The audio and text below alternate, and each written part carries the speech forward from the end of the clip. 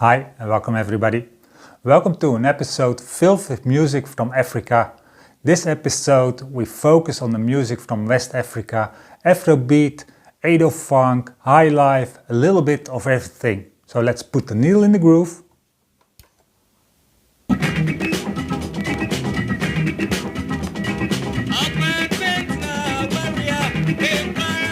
And we start off with Mann and his Carousel 7, a funky HighLife. It already shows you the influences of the 70s, where the traditional music HighLife is mixed with influences from around the world.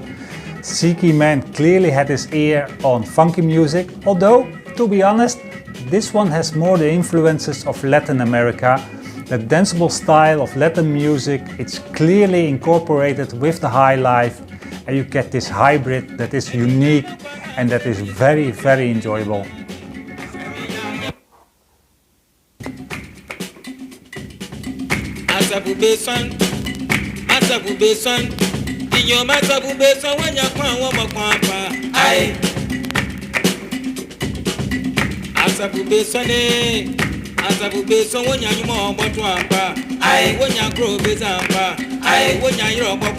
And for the next album we go to Bongos Ikwue from 1974.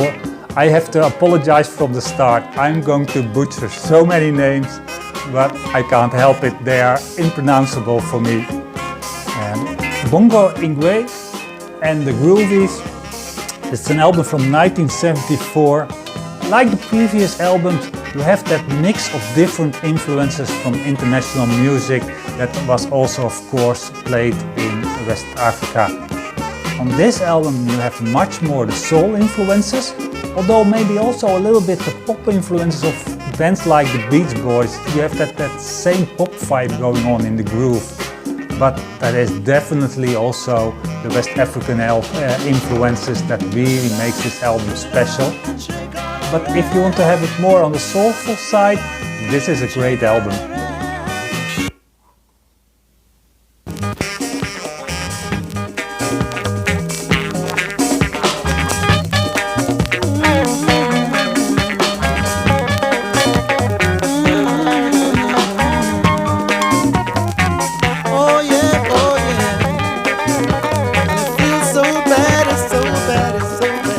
For the next album we go much more to the central area of Nigeria with Agu Risky. I forgot his complete name.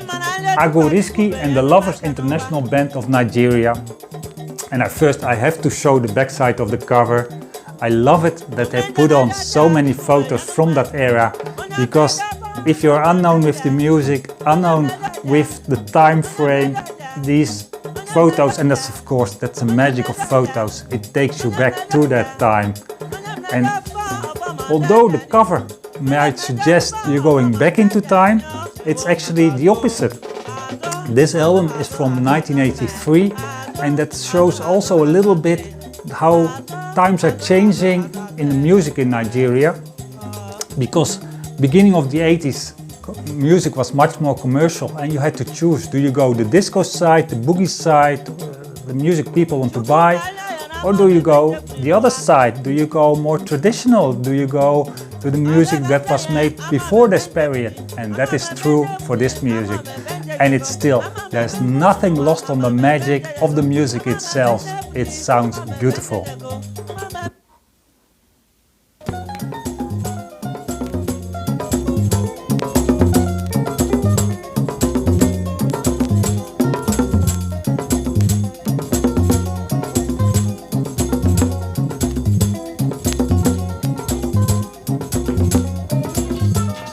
And what was true for the last album is also true for this album. An album released in 1983, so you're halfway the 80s, with a musical style that reminds us much more of the music made early 70s, late 60s in Nigeria. But something has changed. These musicians, they almost got back to basics, learned what their ancestors were making, and tried to incorporate the best part they could find from what other people copied from their music. So you have really bare bone funk in this. the groove is strong, and that is also why this genre is called EdoFunk. These albums are terrible hard to find. The condition is usually terrible because at that time not many people were interested in this kind of music.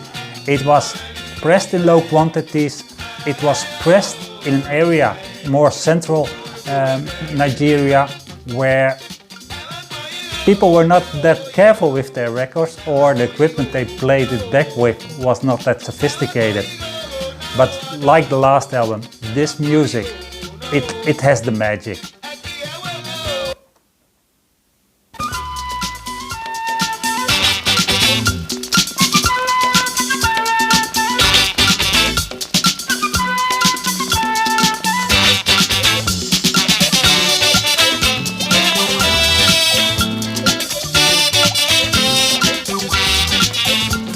And when you're showing African albums, of course you have to include Fela Kuti.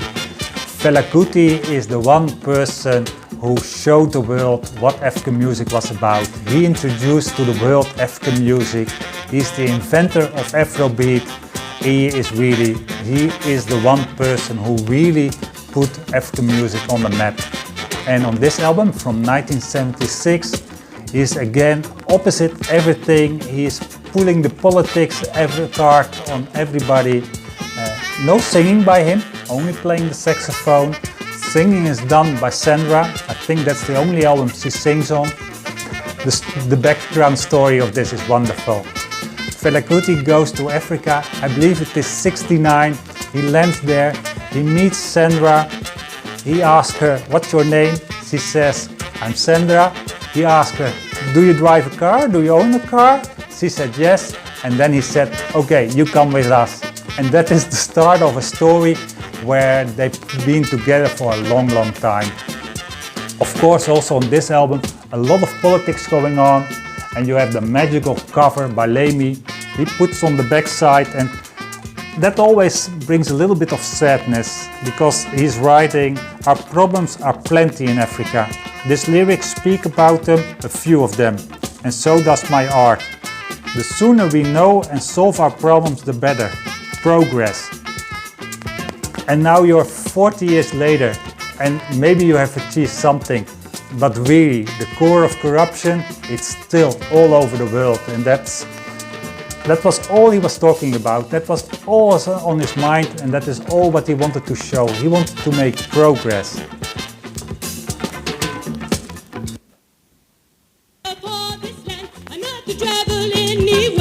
Everything there under my nose. For Africa, my house I don't see.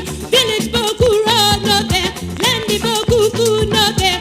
Area Boku house not there. People know they bear African name. People know they think African style. People know Africa great. And you also had woman power in Nigeria, 1978.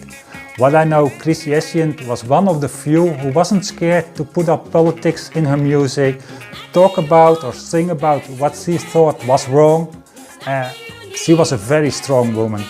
Something also unique about her is that she was one of the first to incorporate reggae music into her music, or at least the influences of reggae. You can clearly recognize it in the music, besides of course the funky groove.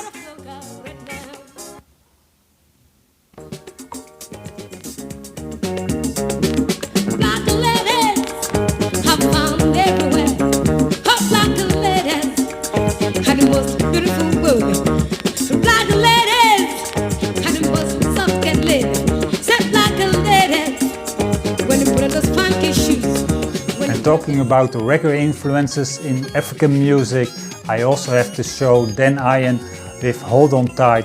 Dan Ian was more like a session player. He played in a lot of bands, he was a vocalist and played the guitar. He was one also like Christiana Essien who incorporated the reggae vibe into his own music and created a hybrid. The music, different to Christiana Essien, is less funky. It's much more hanging on the side of reggae music, but I had to show it because of this cover. It's crazy. Who came up with this one? And if you look on the back side, this reminds me of the joke, what do you do when you are chased by a lion On the left you see a giraffe. On the right you see a horse. What do?